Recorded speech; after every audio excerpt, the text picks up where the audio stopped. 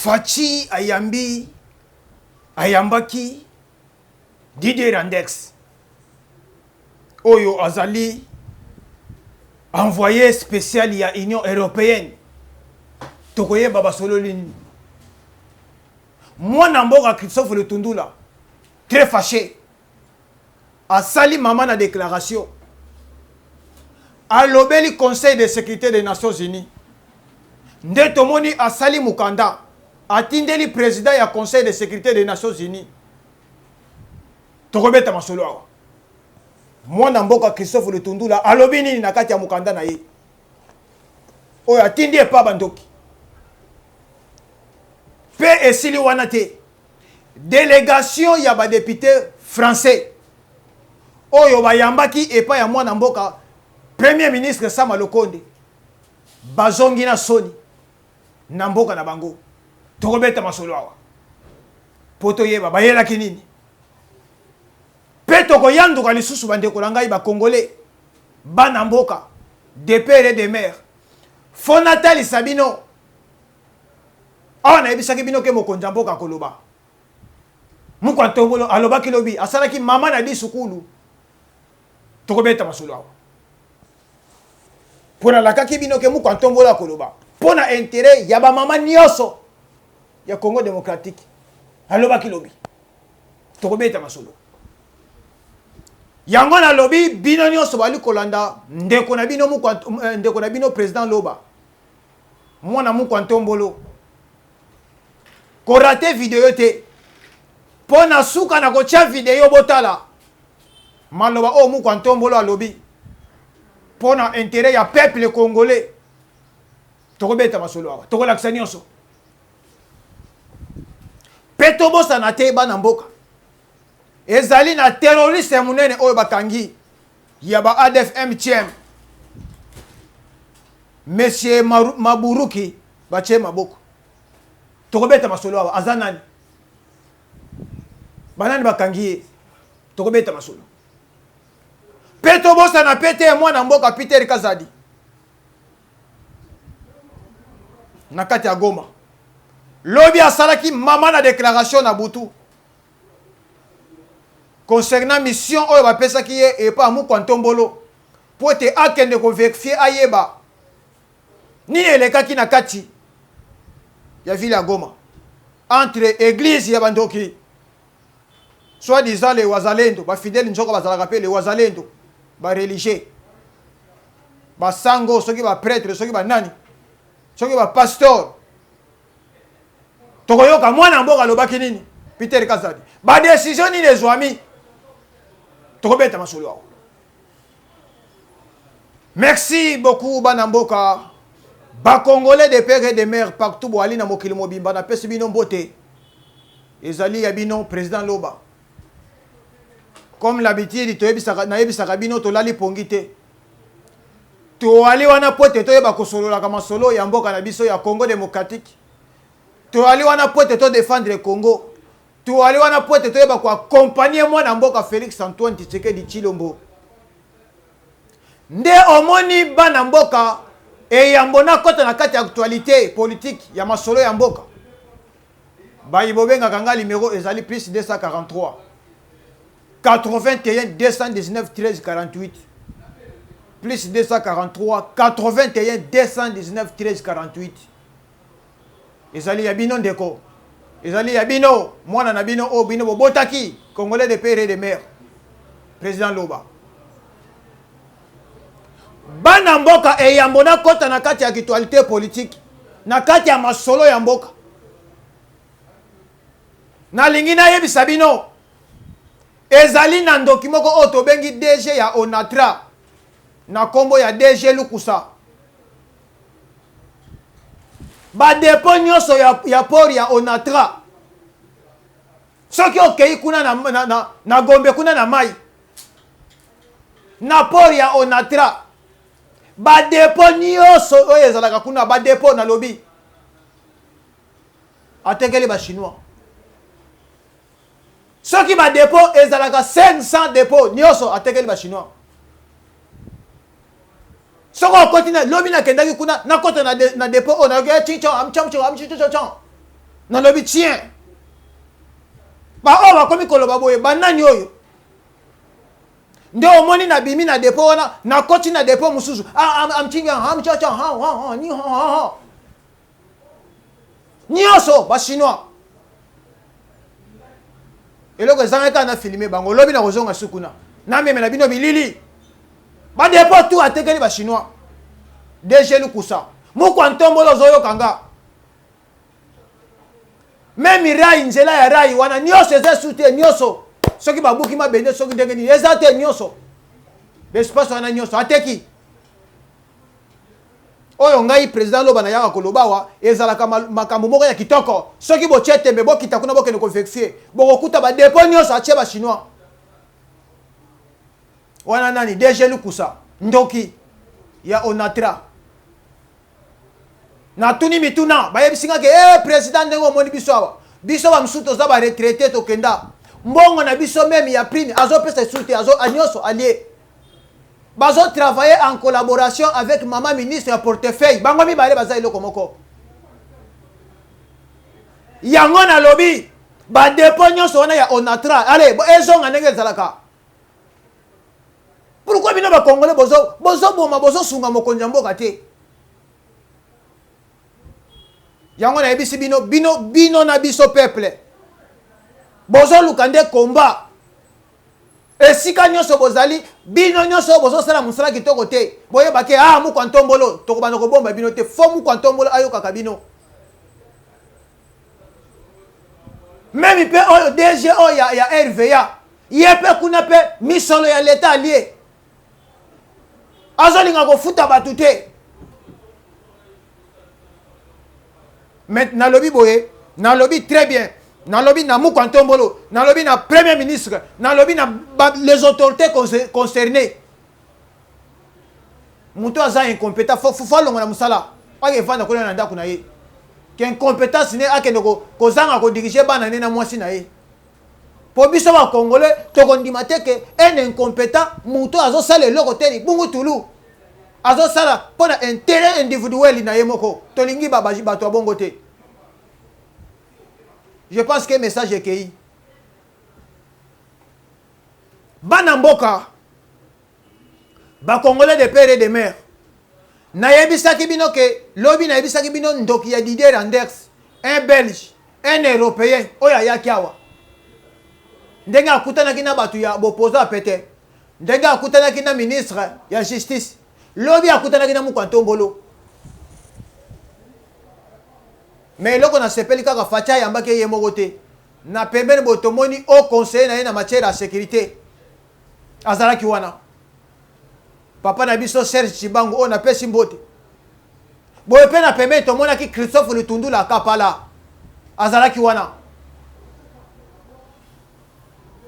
nde tomoni allez mukwa ntombolo ayebisi papa loba makambo yo yeli awa allez afiotoli mbanga bandi koloba alobi ngai na ye awa mukwa ntombolo ndenge ovandi awa na ali kosenga yo ale mbala moko fo bosolola na Rwanda bon négocier avec les M0 ale bon négocier na bango facha zotale kaka alobi ya mibale les élections be élections wana eza inclusivité ale fo bandoki wana bakota pe na masolo ale bo poussa ba jour ale suki wana te justice transitionnelle photo tia ba bureau awa photo tia awa cour pénale internationale na Congo poto juger batu nyonso wana sorcier ndoki européen impérialiste nde omoni azwaki mama na réponse azwaki pas fachi atali atuni osilisi alobi na silisi mukwa ntombolo ayebisi ye boye ngai Félix Antoine Tshisekedi Tshilombo aucun jour aucun butu aucun moi bien pourquoi o ngai na kosolola na Rwandais ya Kagame jour moko te pe journée moko te butu moko te tongo moko te pourquoi moko pete oyo gouvernement nanga gouvernement congolais ekosolola na les terroristes de M0 les Rwandais mokolo moko te mais bakozwa masasi bakozwa manduki. Très bien Fachi. Chaque jour nga nazo lobango awa. Nazo yemba ngo comme nzembo na lobi, il faut que pour que ba respecter biso ba congolais, faut manduki elle est là. Faut ba zwa masasi. Soki ba zwi manduki oya bango, makila etangi bango na nzoto nde ba koloba ah to bangi Congo démocratique. Très bien Fachi. Ndeto omoni mwana mboka Serge Chibangu. Atuniye. Bon, awa yo ozolobela ke to solola na ba M0 na Rwanda.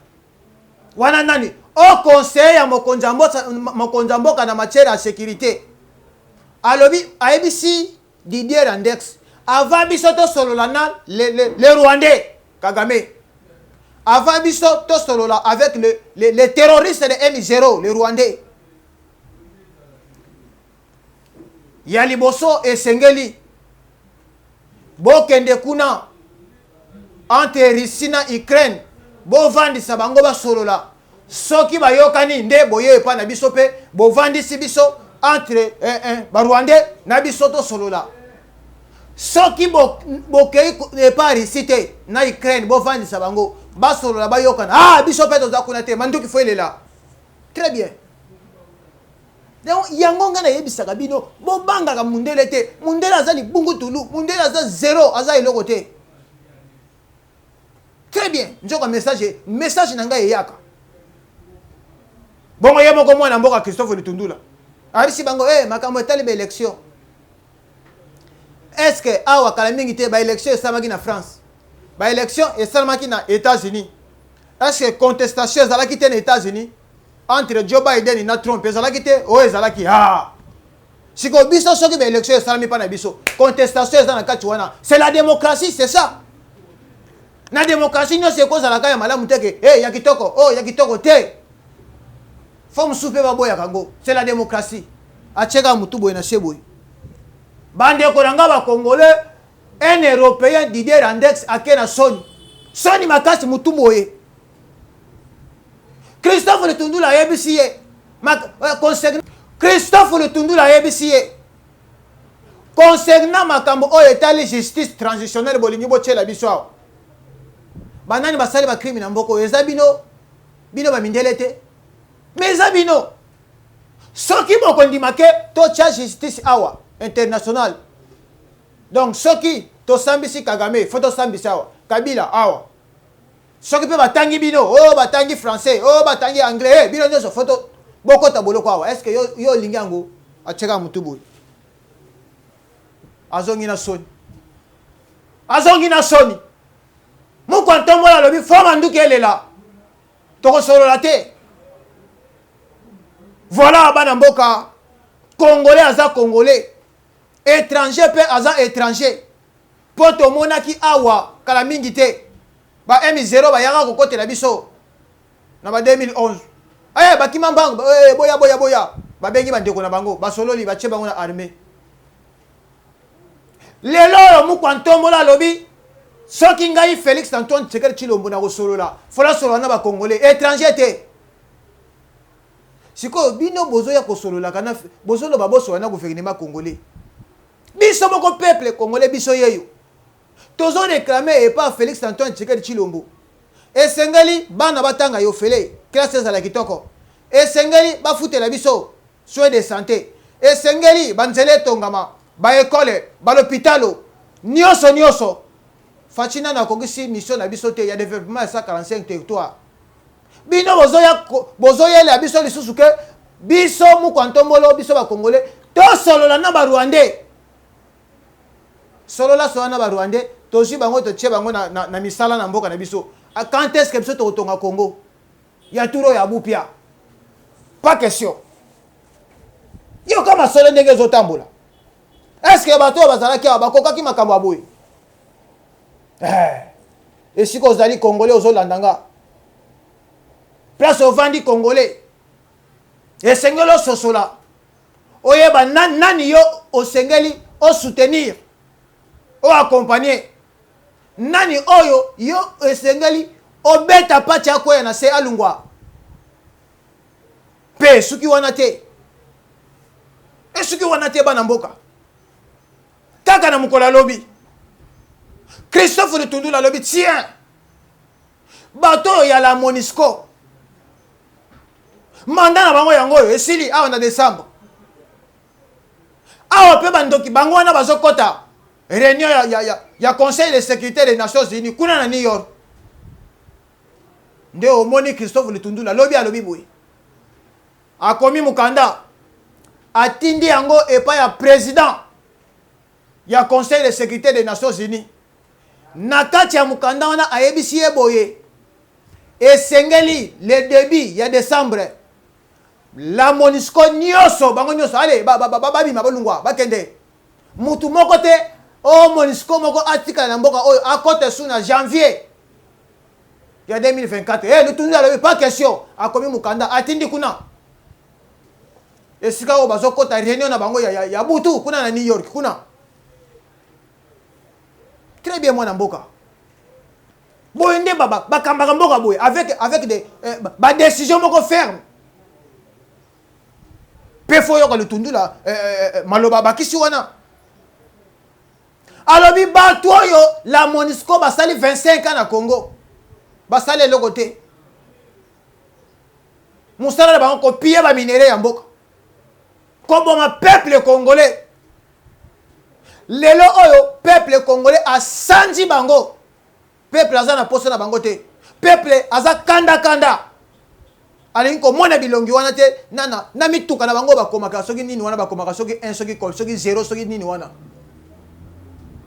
alors pour être peuple asilika makasi te tolobi na décembre balongwa bango nyonso bakende tomona bango te nde omoni mukanda wana mwana mboka atindi kuna na président na bango ya conseil de sécurité des Nations Unies pour être après une semaine na ndambo bazokota réunion kuna ya bandoki na bandoki nde omoni bakomi kotinda awa badiye randex soki randex baya kosenga biso tosolola na Rwanda faci pe alobi boke kota ba réunion na bino ezanga tina pas question de discuter na mutu moko boye masolo eza te bitumba nde bitumba fo na tumba na ziksa po ete ennemi na nga wana ya amonaki ke aza ganki alobaki soki olingi oyekola odenge basalaka guerre fo kotuna nga Kagame faci alobi kono ayebisaki nga bongo face de masasi fo bato ne bapela moto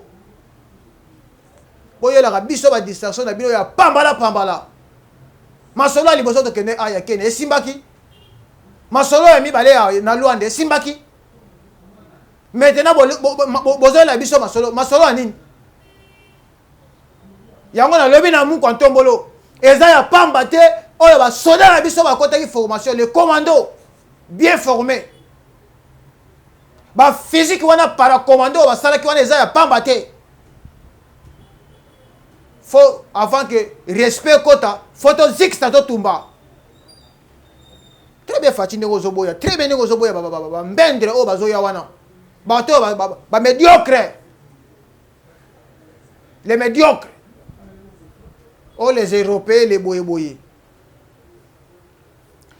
bana mboka masolo esili te kaka ba Européens wana ezali na délégation ya ba député français oyo bayaki bakomaki na mokolo lendi pe le même lendi bayambaki bango epa ya mwana mboka le premier ministre Sama Lokonde balongo epa Sama Lokonde bake ko mona ministre ya hydrocarbure oyo tobengi Didier Bidimbu mais fo yoko bayelaki nini basolo na premier ministre or gouvernement congolais akwesaki ndingisa ezali na entreprise moko ya ba français ebengami na kombo ya Elf boyebi yango mingi eza na ba citation ya banini ya essence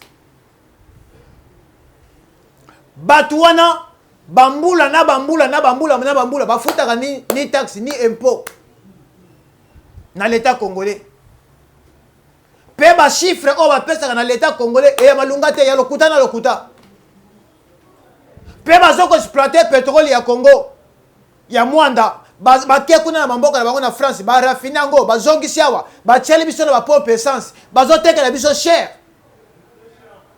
nde omoni le gouvernement ya premier ministre Warrior Sama Lokonde tango batali ba étudier nyonso ba moni ke eza entreprise moko ya lokuta makasi ya bemiyibi nde ale bakangi yango ba yebisi bango nyonso ba travailler wana ale to ba pesa bango une semaine lelo toza o etikali 5 jours ou 2 jours ale ba yebisi bango bolongo boke na mboka na bino na France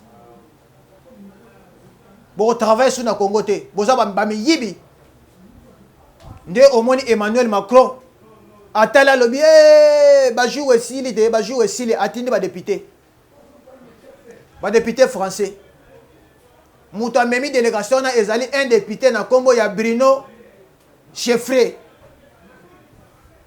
pardon Bruno Fréché azali un parlementaire français tango ba ya ba kutana premier ministre ba présenter premier ministre ba lobi premier ministre ko sala beauté tika la biso pena entreprise oyo ya elf oyo tika ngo soko bengani biso awa na République démocratique du Congo tala biso ba bengani biso na Mali ba bengani biso na Burkina Faso ba bengani biso na Niger côté to bande ko liela lelo motema na biso motema ya France etikali awa na Congo bengana biso to sali nini etika société na biso evanda na Congo yango biso to bikelaka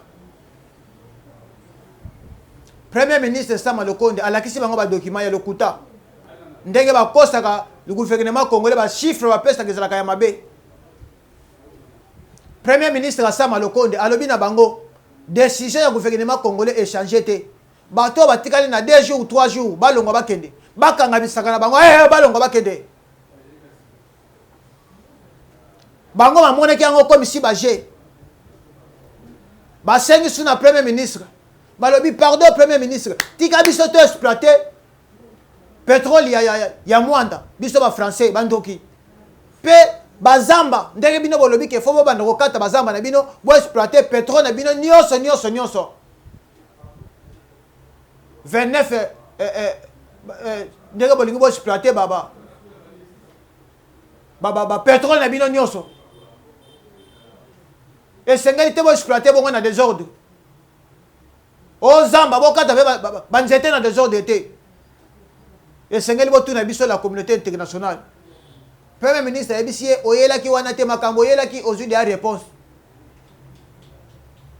société na bino entreprise na bino ya elf bazo lungwa bazo kende bazo ya na mboka na bino baosala so awate très bien yaya très bien ba français de banane français alekinga congolais na valeur soka alekinga congolais na valeur akene ko lekela kuna valeur na mboka na bango awa na Congo ngande congolais nde omoni même délégation wana baké ko mona ministre ya hydrocarbures croyant que bakene ko corrompre ye nde omoni ministre ya hydrocarbures alobi non makamu premier ministre alobi yango wana etikali bongo toko changer te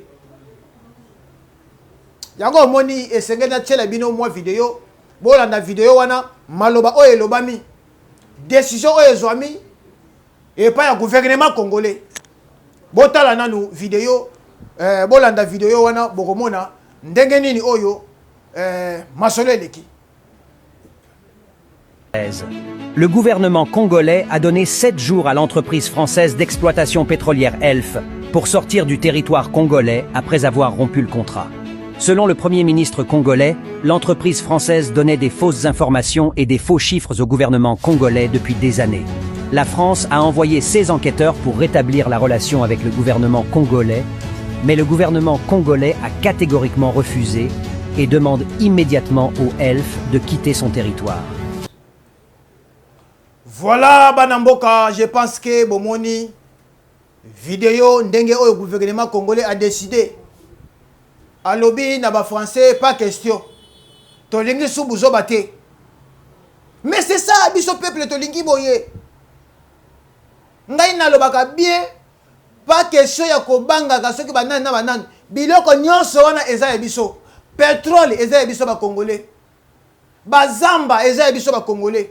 Ba minéré eza ya biso ba congolais. Soki ba yeba to wana fo ba yaka na respect. Ba koyaka na ndenge ya lo yengete.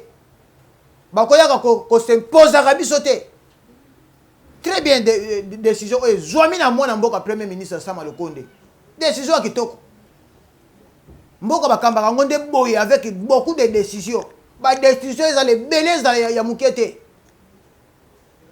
Et d'ailleurs tout le monde lobi ndenge bakangi un Ougandais. Un Ougandais bakangi un terroriste makasi. Ya ADF MTM bakangi lobi.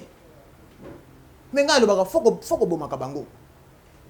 Bokangi bo lapide bolongoli. Po ba congolais o bango bazo boma kuna na est bazo boma wana baza batute. Batunde kaka bango les Ougandais na ba Rwandais na ba Tanzaniens. Yoka kombo ya muto bakangi wana. Terroriste o bakangi epa ya ba FARDC. Na territoire ya Beni. Kombo na ye ezali Balumosi Maburuki. Balumosi Baburuki. Yoka kombo ya pasi kombo ezanga tina. Baburuki. Yoka kombo na ye. Or biso bo Baburuki o Maburuki do muto azanga mayeli. Mekuna kombo ya mutu. Na Uganda. Bachake maboko lobi. Wana tozali wapi? Tozali na commune ya Bulungu. Wana tozaka na kati ya Beni. Tozali na secteur ya Ruwenzori. Pe tozali na territoire ya Beni. Esika obakangi muto oyo Maburuki oyo. Un Ougandais. Un Ougandais azoya ko tia désordre na République démocratique du Congo. Un Ougandais azoya ko boma peuple congolais. Un Ougandais azoya ko exploiter ba minéraux ya yonanga. Après les occidentaux bazotinda biso to négocier na batu wana photo zalande bazoba. Mais toza vrai bazoba.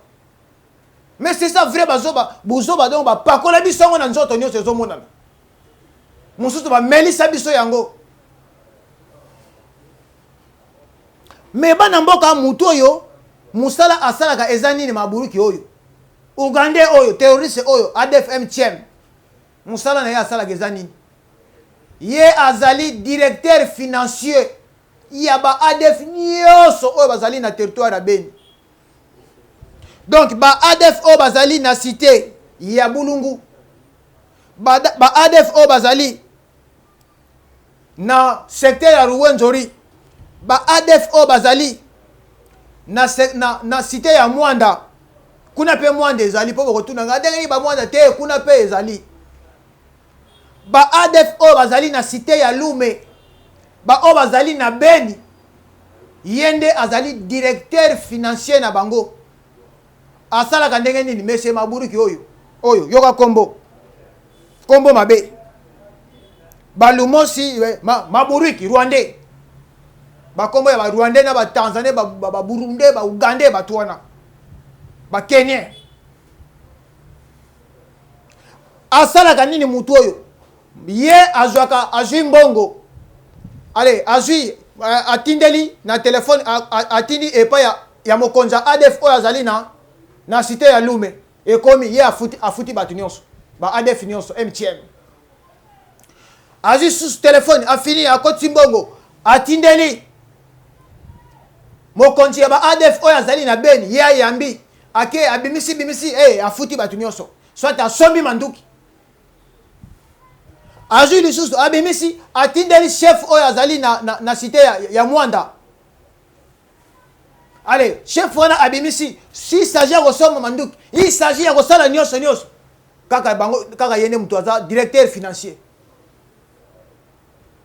Tala kindoki. Yoka trafic. Yoka ndenge babande koloka Congo. Mais lelo oyo avec les efforts ya Mukwantombolo. Congolais de père et de mère.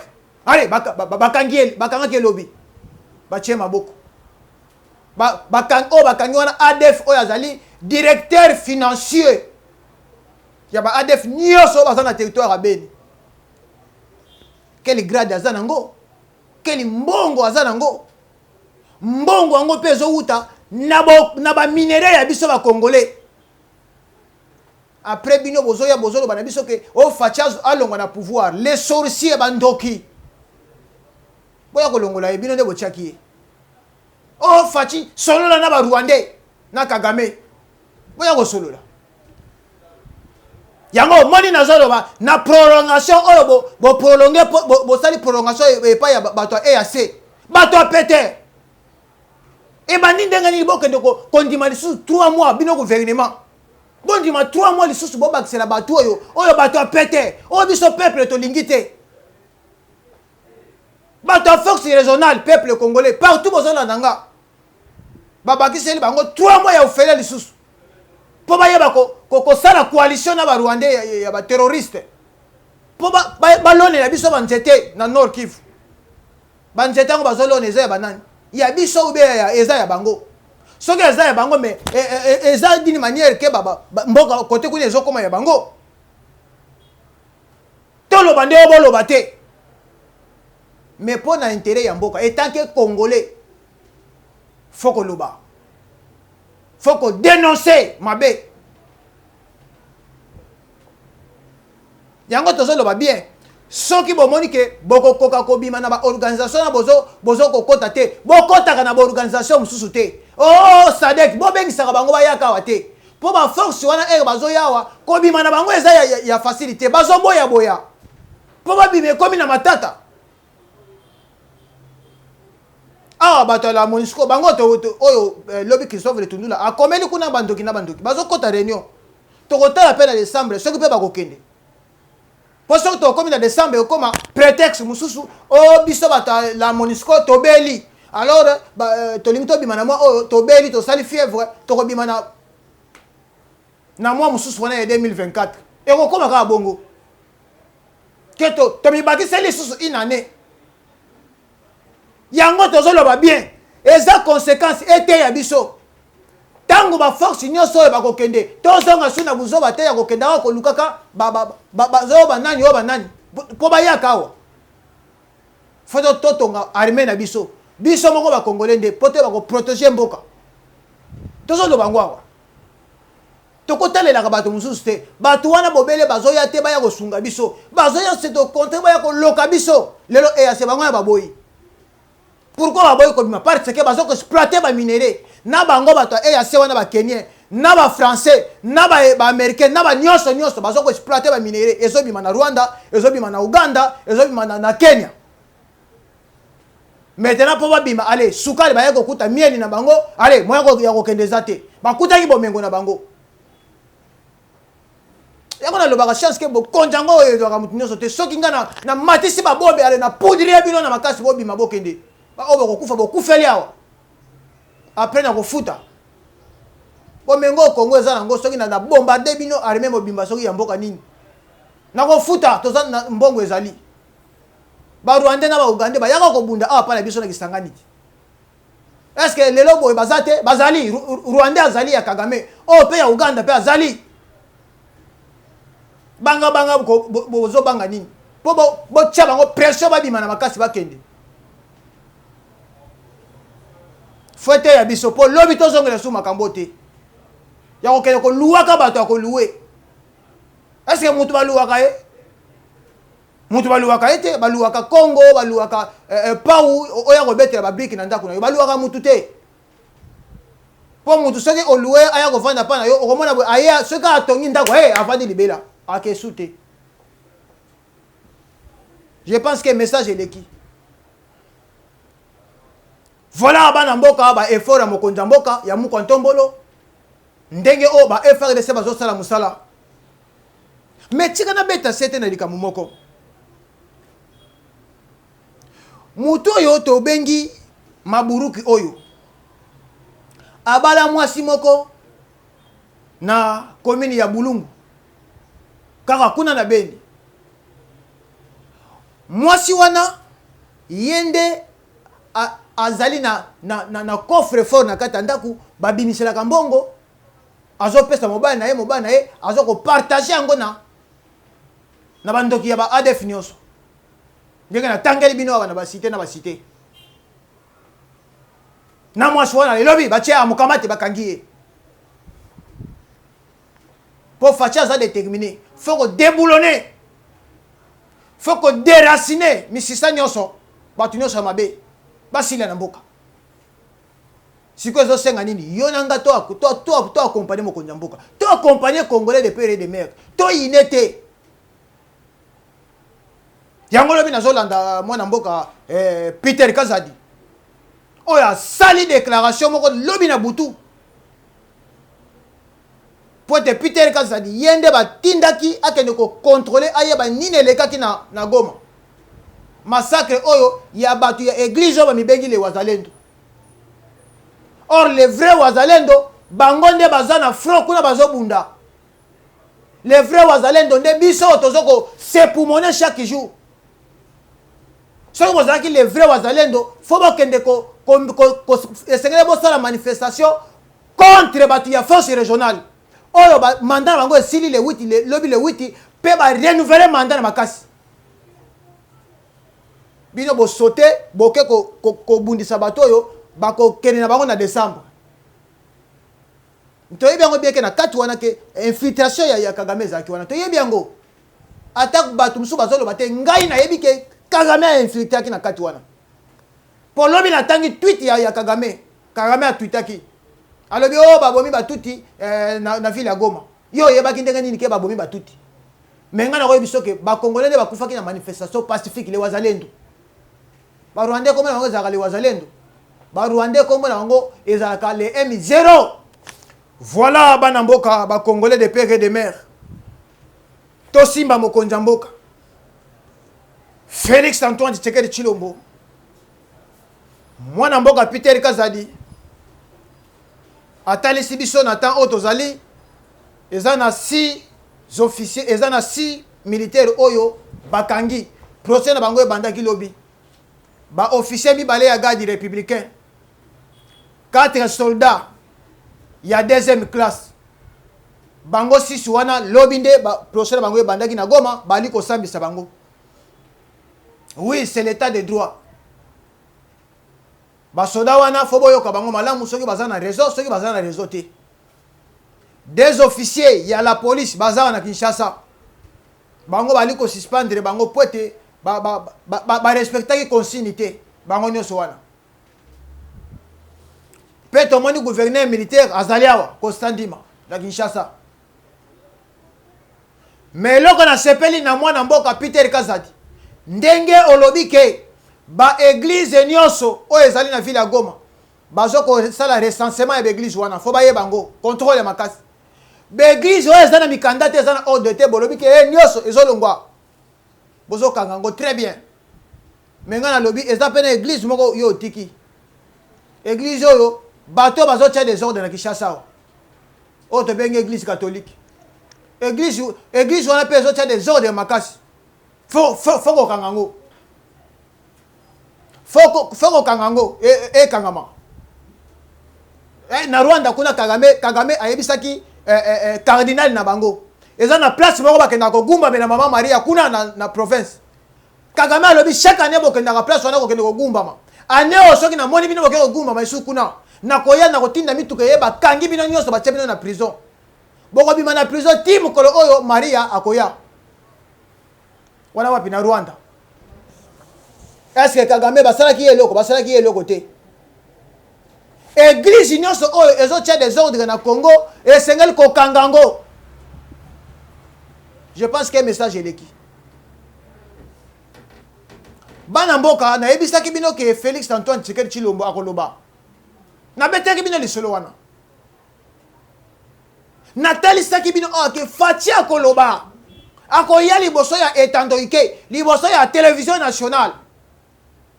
RTNC. Akoloba. Lobi alobaki. Asalaki discours. Ponga na yebisaki bino ke ba mama ya ville province ya Kinshasa. Kaka na bajuru oyo. Ba maternité nyonso efungwami. Kobota ya ofele, kilo ya ofele, nyonso ya ofele. ebele bakomelaki nga ah président loba yo zokosa biso yo boye yango nalobi bino na ngai tokutani lobi bino na ngai tokutani lobi mais esengeli bolandela discours ya mokonzi ya mboka banda ebandeli ntina suka mpo nga na boye na nga kokomante makambo ebele boye te na kokomante te bino moko matoyi na bino esala nini eyoka mpe boye juge Faci asengeli avanda na pouvoir ou bien alongwa bato bazolobaki alongwa na pouvoir na bolamu oyo bino bokoyoka na matoyi na bino est ce que Faci alongwa nazozela ba message na bino bolanda masolo vidéo.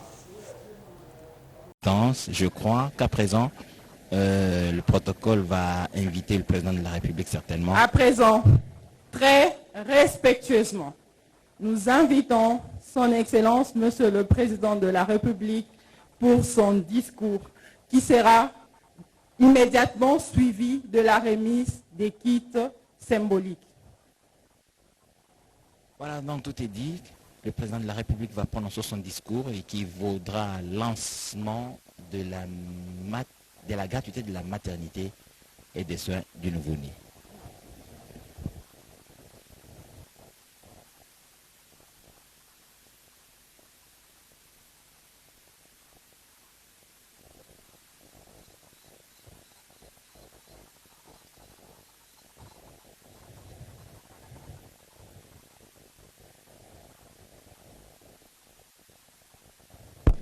Voilà. Non, ça va.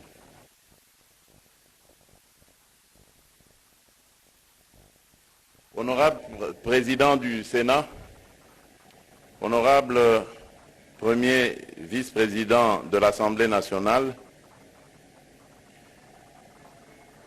honorables députés et sénateurs, mesdames et messieurs les membres du gouvernement, Excellences, Monsieur le gouverneur de la ville-province de Kinshasa, Monsieur le coordonnateur du Conseil national de la couverture santé universelle, Mesdames et Messieurs les médecins chefs de zone, distingués invités, Mesdames et Messieurs,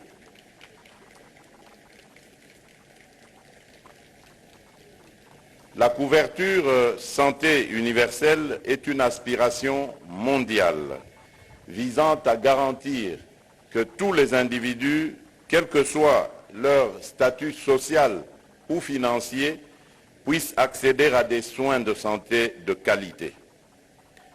Elle est née de la vision des Nations Unies lors de la session du 23 septembre 2019 et aujourd'hui, je suis fier de vous annoncer que la République démocratique du Congo s'engage pleinement dans la réalisation de cette noble cause.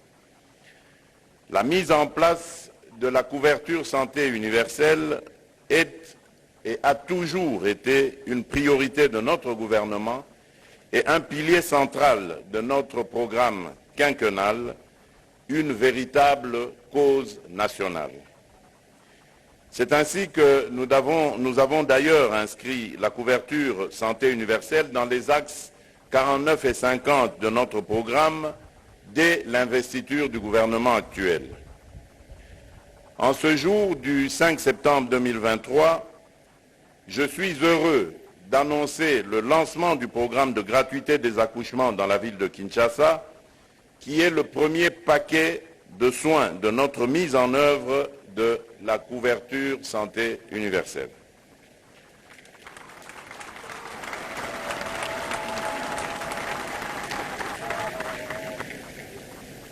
Cela signifie que les femmes enceintes, les accouchés et nouveau-nés recevront des soins de santé de qualité gratuitement sans que les difficultés financières ne constituent un obstacle, et cela sur financement propre du gouvernement.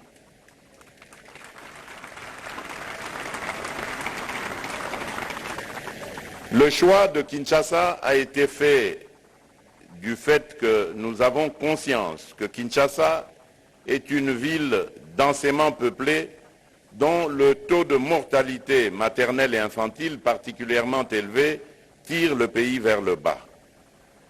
Nous nous engageons à éviter la surcharge des établissements de soins et de santé de la ville-province de Kinshasa en étendant progressivement ce programme aux provinces voisines, notamment le Grand Bandundu et le Congo central, dans les prochains 2 mois.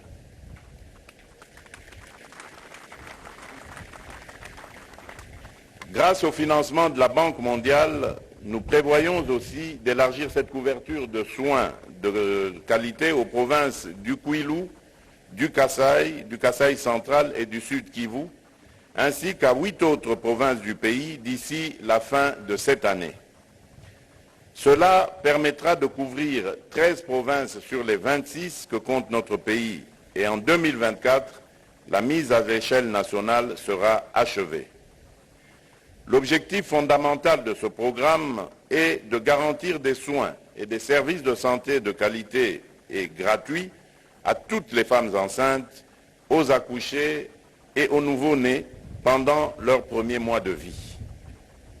Les objectifs spécifiques incluent la mise en place de soins de santé de qualité dans plus ou moins 320 centres de santé et 50 hôpitaux généraux de référence à Kinshasa, la création d'un mécanisme de protection financière pour les utilisateurs de ces services, ainsi que l'établissement d'un dispositif de régulation et de gouvernance pour assurer la continuité des soins, les références et contre-références, la transparence et la redevabilité.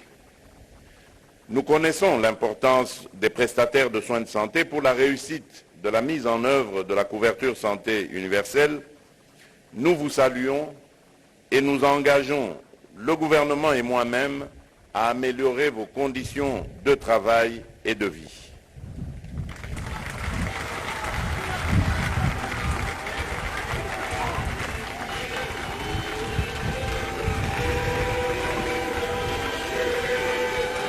Très bien.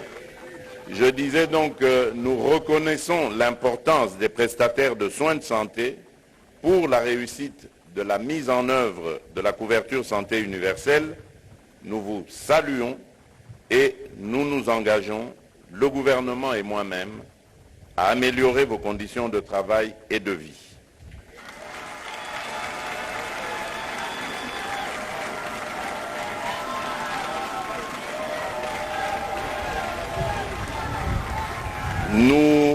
Nous comptons sur votre dévouement pour maintenir en bon état de salubrité les établissements des soins et de santé, prendre soin des équipements et des fonds alloués par l'État dans le cadre de la gratuité des maternités en particulier et de la couverture santé universelle en général.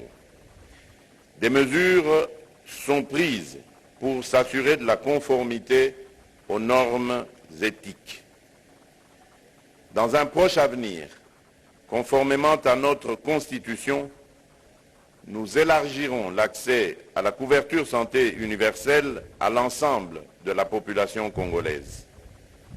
Notre objectif ultime est de veiller à ce que nos mères ne perdent plus la vie en donnant la vie. La couverture santé universelle n'est pas une option, mais un devoir. Que vive la couverture santé universelle en République démocratique du Congo, que vive notre chère nation, que Dieu bénisse la République démocratique du Congo. Je vous remercie.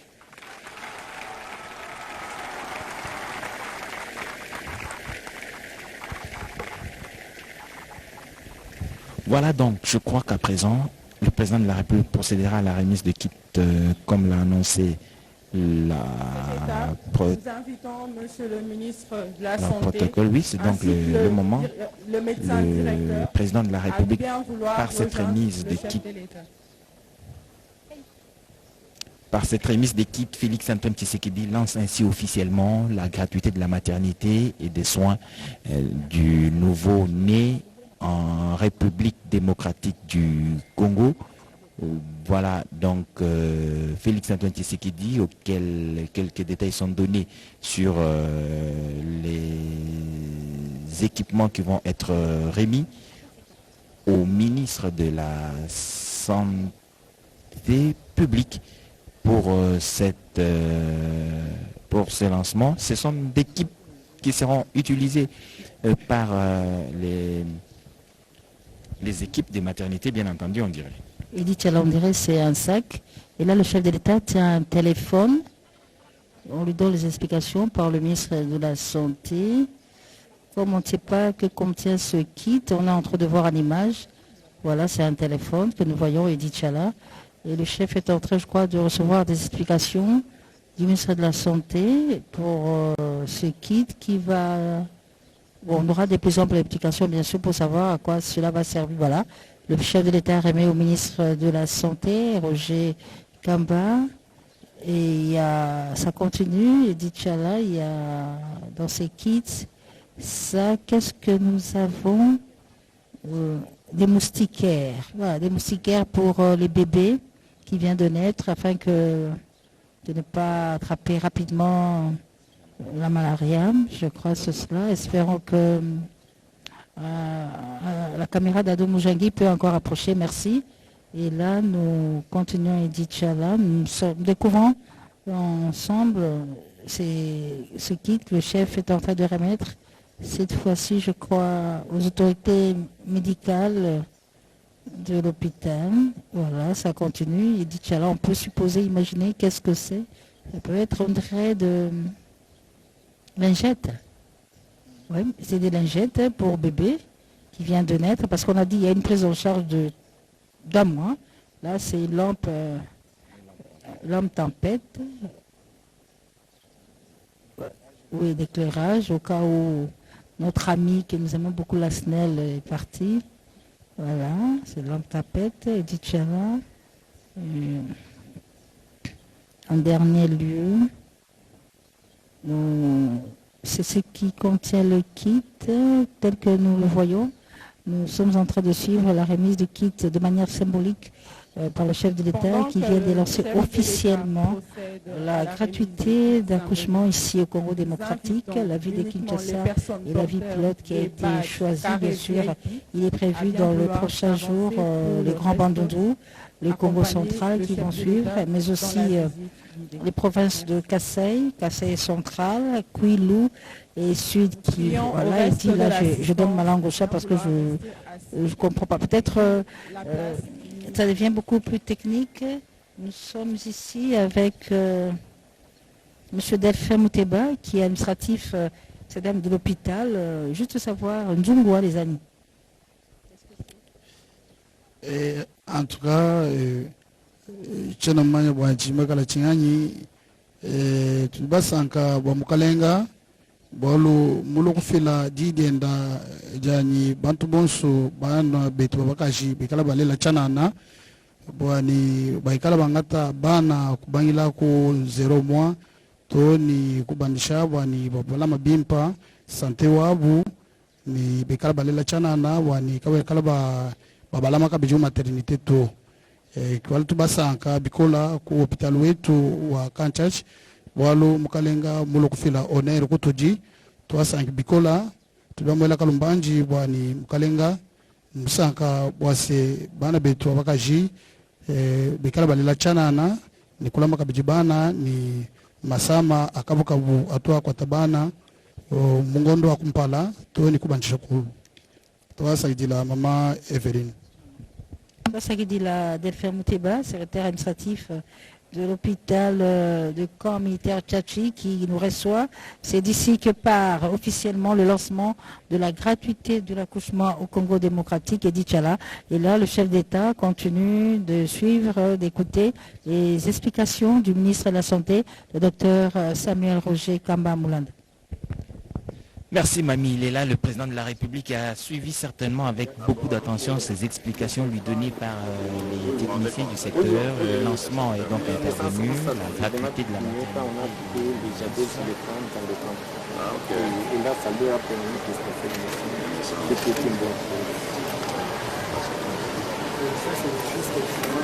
Oui, voilà.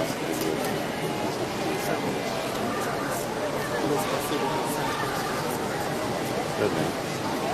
Alors, aussi, nous faisons en réalisant parce qu'en fait, l'idée, c'est de vraiment la femme, quand elle arrive dans le système, de A à Z, elle est prise en charge. Si on doit la transférer pour une césarienne, il ne faut pas que le mari commence à appeler.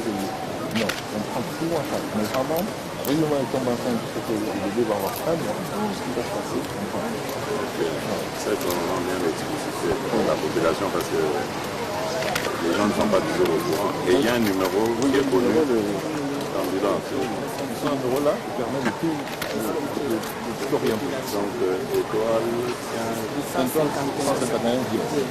Et là, on tombe sur un standard. Donc, c'est comme quand on fait des mobile money. On tombe sur le menu, on choisit le menu qu'on l'envoie. Si on veut savoir quel est le centre de santé qui est le plus proche, parce qu'on ne veut pas que la maman ait accouché très loin. Donc on lui dit dans ton quartier, voici les hôpitaux. Voilà. Et pareil, donc, avec l'étoile 150, cette fois-ci, là maintenant on tombe sur le standard de téléphonique. C'est le médecin qui appelle ou la personne qui a une urgence.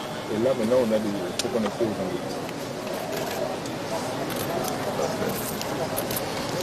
Pour un début, c'est très encourageant. Maintenant, nous devons continuer. J'espère qu'avant la fin de l'année, on va atteindre ces...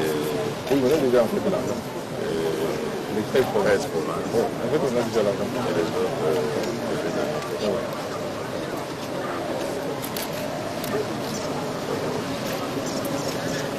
Ok.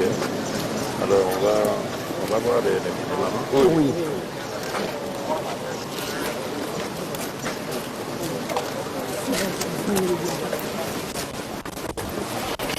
Le président de la République, vous l'avez suivi, très intéressé, en train de suivre méticuleusement ce qui lui est donné comme explication, souci de comprendre par le ministre de la Santé publique, Hygiène et Prévention qui lui donnait ces informations. Donc là, le président va être dirigé vers quelques salles où certainement il y a eu accouchement, dans la maternité bien entendu. Le président s'y dirige, nous allons avec la caméra de Domojani voir les détails de ce qu'il y a dans les différentes salles ici. Mais avant, je crois que le président de la République saluera le personnel qui s'est mobilisé depuis tôt ce matin pour saluer cette arrivée du président de la République dans ce camp, dans cet hôpital du Kanchachi. Il était ici en avril dernier pour l'inauguration de cet hôpital devenu très très moderne. Les docteurs ici présents nous a expliqué combien techniquement l'hôpital a été mis au point Mamile. Oui, awa tozali kobena camp militaire Tchachi, sika tata mukambi ekolo Félix Antoine Tshisekedi Tshilombo azali bongo koyingela l'hôpital wapi boni ba mama ba wana bozali komona lolenge ba makelele esengo ya ba mama ya basali ya l'hôpital ya camp Tchachi ndenge basepe na nde mokonzi azali bongo koya omboka bango ndenge ayingeli awa balandela RTNC ezali esengo misala etondi na mitema ezala ngambo ya bamama ezala mpe ngambo ya bapapa pamba te kobanda mokongo lelo likambo etali kobota ya bamama ekomi ofele kobanda sika awa tozali kopesa bino sango tata mokonzi ya ekolo Félix Antoine Tshisekedi Tshilombo asakoli polele ete mama akobota okati ya ekolo ya biso ya Congo démocratique akofuta ata bikuta yoko te ndenge ezali kolanda mokonzi ya ekolo ye wana azali kolekende zingazinga na ministre Roger Kamba azali kokamba misala na bokomba nzoto pamba te ye nde moto ya esengo mokolo molelo zambi misala bitombali ezali kosala mpo ebikeli ya bamama ezali kosalema bongo onzela ya ministère ya ye bongo Astrid Okongo balandi batelevizio nationale bazali kolanda biso obitumonyela ya ekolo bazali komona olenge tata mokonzi ya ekolo afungoli nzela ya solo mpo likambo etali lifuta ya bamama bafuta esusu ata likuta te okobota ya bango mpe ebandi sika bauti kobota sika au camp militaire na mpe bauti kobota sika oba l'hôpital li Congo démocratique to mpe molambita esili kopona bayeba te kobota ya bamama esalemi ofele Astrid Okongo.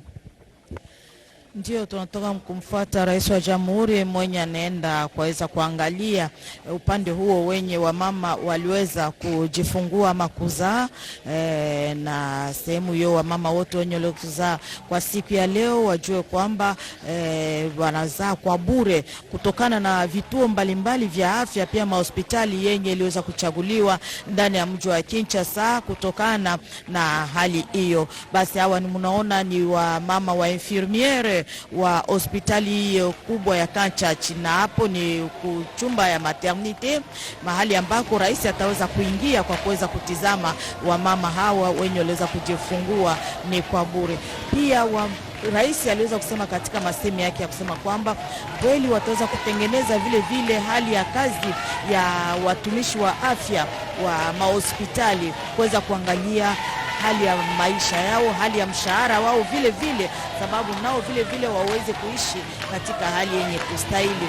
Rais aliweza kusema kwamba siku za usoni hali hiyo ya kujifungua kwa bure, pia kutizama matibabu ya watoto muda wa mwezi moja kisha kuzalika kwake, itaweza kuwa vile vile upande wa majimbo zingine sawa vile sehemu za Grand Bandundu pia Kongo Centrale, na hadi mwisho wa mwaka itaweza vile vile kutawanyika upande wa Kwilu, Kasai Centrale pia Kivu ya Kusini. Basi hali hiyo ni jambo kubwa kabisa. Tuna vile vile infirmiere moja mama Maombi anaweza vile vile kutufasiria kidogo kutokana na swali hii inapitikana leo kunako hospitali ya Kanchachi kwenye rais anakuja kuanzisha kabisa hali ya kuzaa ama kujifungua kwa bure kwa wamama, pia matibabu ya watoto. Tunasema asante sana na mkubwa wa nchi kutukumbuka kutufungulia maternite ya bure. Tunasema kabisa asante. Mungu ambariki, amzidishie, amfungulie mingi baba wa taifa. Tunakushukuru kabisa. Mungu akufungulie, saidie, uendelee mbele kabisa baba wa mataifa. Basi wewe unatumika hapa kwa hiyo hospitali.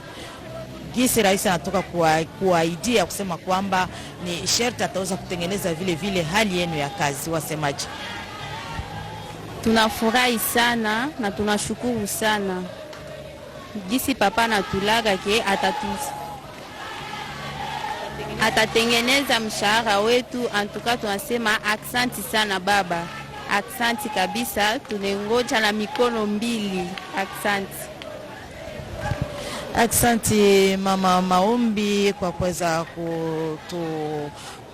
kusema masemi yako kutokana na gisi unaona kwa gisi unatumika vile vile kazi yako ya kimganga katika hospitali ya Kampi Ichachi.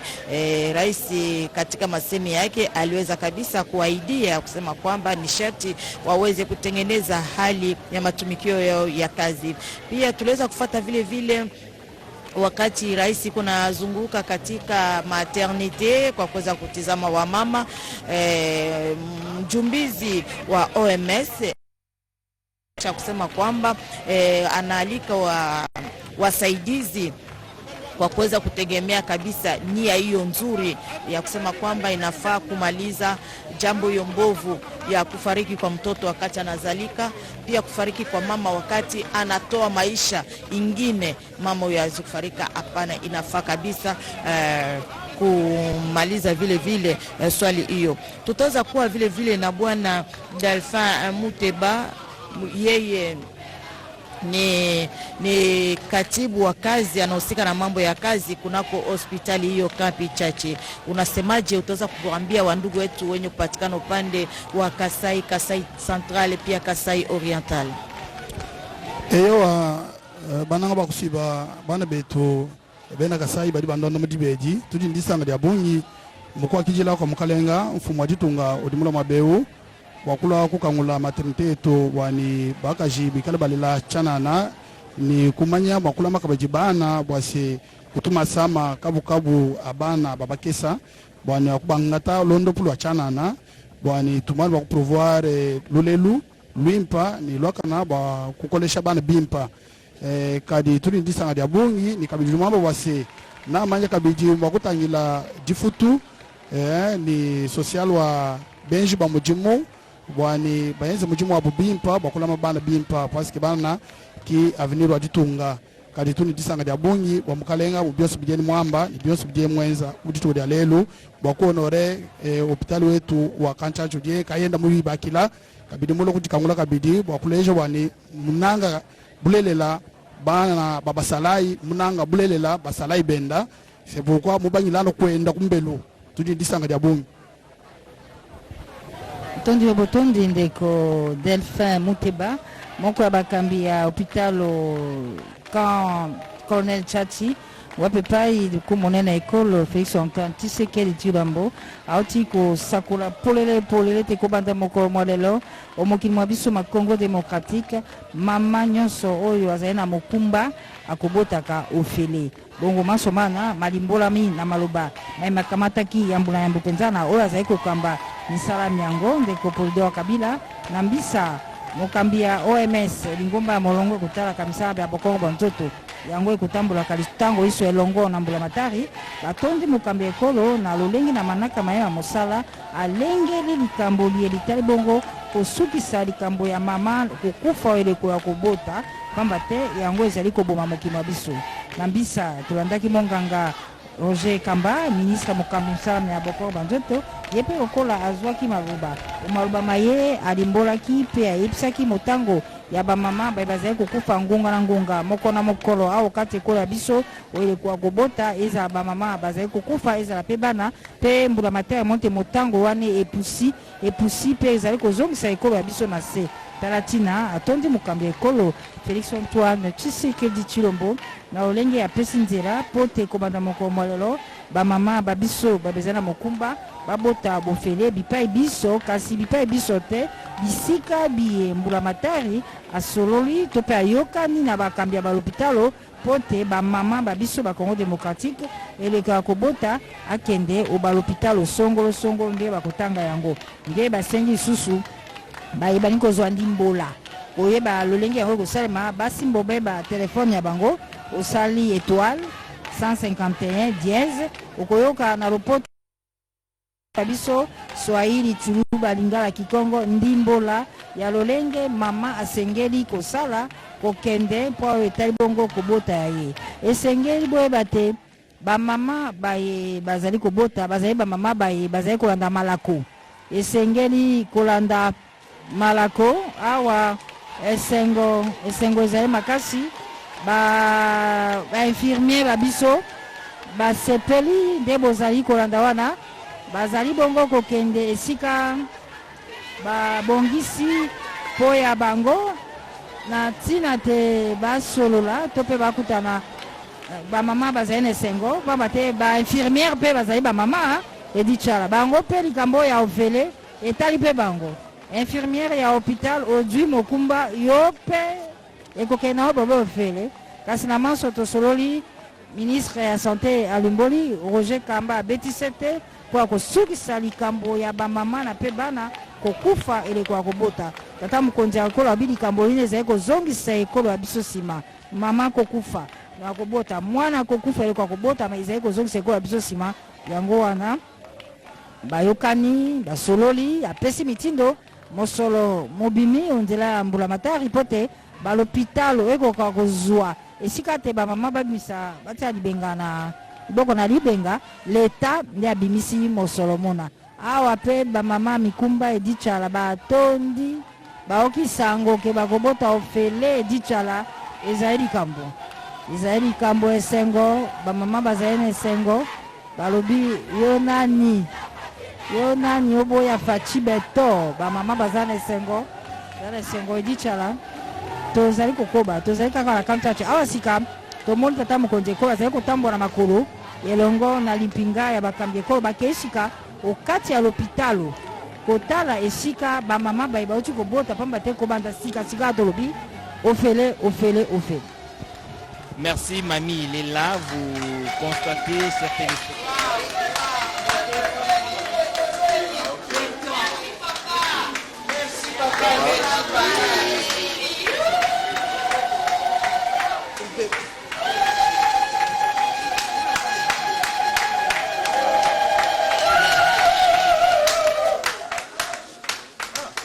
mwana mama na ye penza.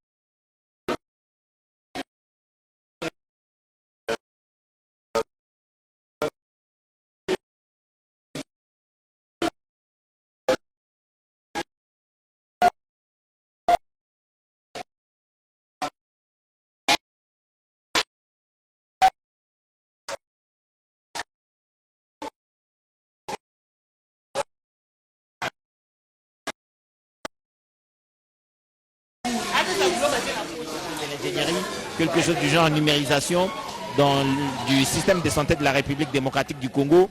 Le numéro est donné dièse, star 151 dièse. Vous avez les informations qui s'affichent. Vous pouvez donc vous identifier. Vous êtes femme enceinte, on vous identifie.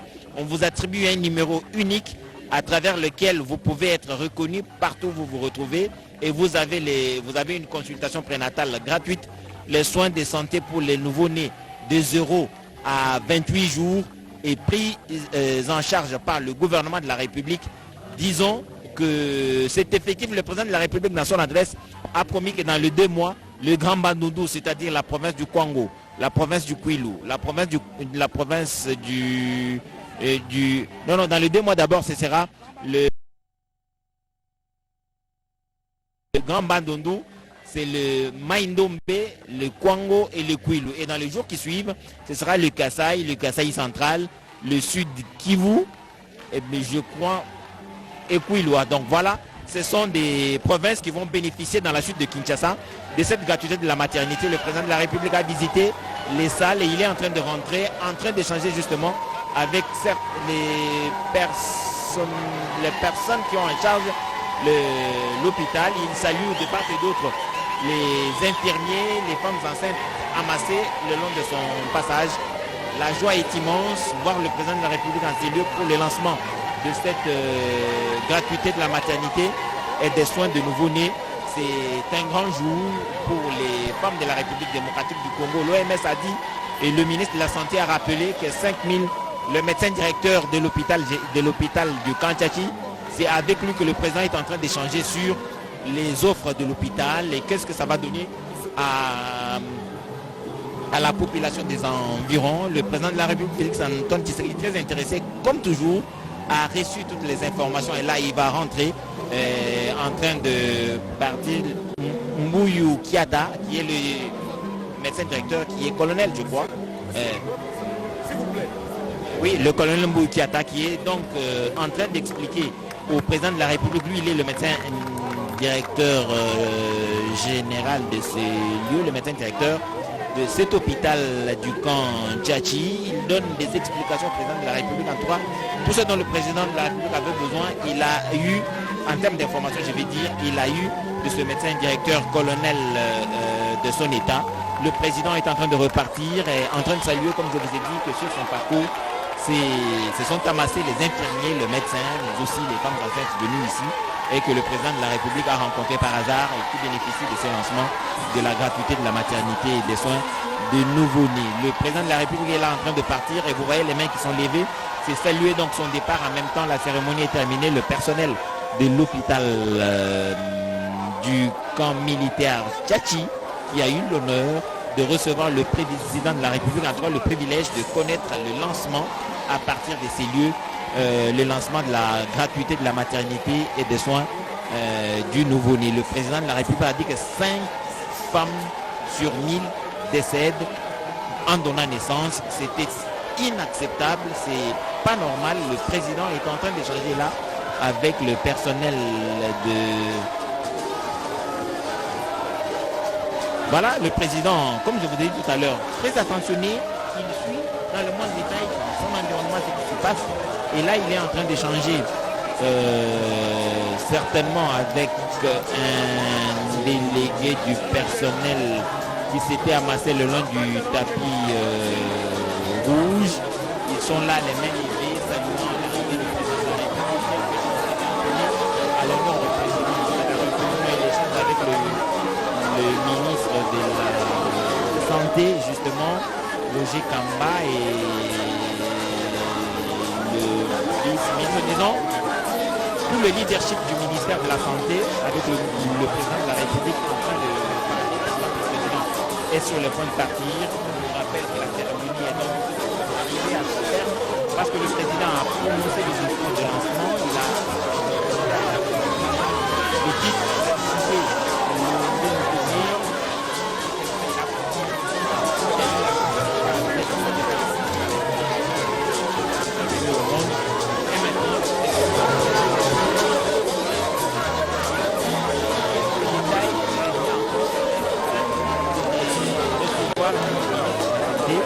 qui est en train de lui parler. Nous ne pouvons pas déchiffrer exactement ce qu'il dit, mais nous comprenons, c'est justement, est-ce que les centres de santé retenus, est-ce que les hôpitaux retenus, est-ce qu'en ce moment précis, ils peuvent déjà recevoir les femmes enceintes, recevoir ceux qui viennent, pour celles qui viennent pour les consultations prénatales, est-ce que c'est possible déjà? Le ministre est certainement en train de donner les détails. Effectivement, les efforts ont été faits en amont, les discussions ont eu lieu en amont avec les différents centres. Les moyens ont été décaissés, nous vous l'avons rappelé au tout début, 41 700 000 $ décaissés par le gouvernement de la République pour cette phase pilote. C'est-à-dire que les plateaux techniques étoffés, tout dont a besoin une femme enceinte est mise à la disposition de ces centres de santé et de ces hôpitaux. La femme enceinte qui choisit cette voie n'a qu'à prendre son téléphone, taper dièse 151, non, star 151 dièse. Vous avez un dialogue qui commence tout de suite. Le choix, vous allez le faire là-bas et vous allez vous identifier. Le président de la République est donc en train de repartir, tout souriant, content d'avoir lancé ce grand programme. Oui, il n'habite pas très loin, il habite au Kantiati justement. Et le président de la République, Félix Antoine Tshisekedi, était attendu dehors par les femmes du camp militaire Tchatchi et des environs certainement qui sont venus. Elles ont appris que le président venait ici.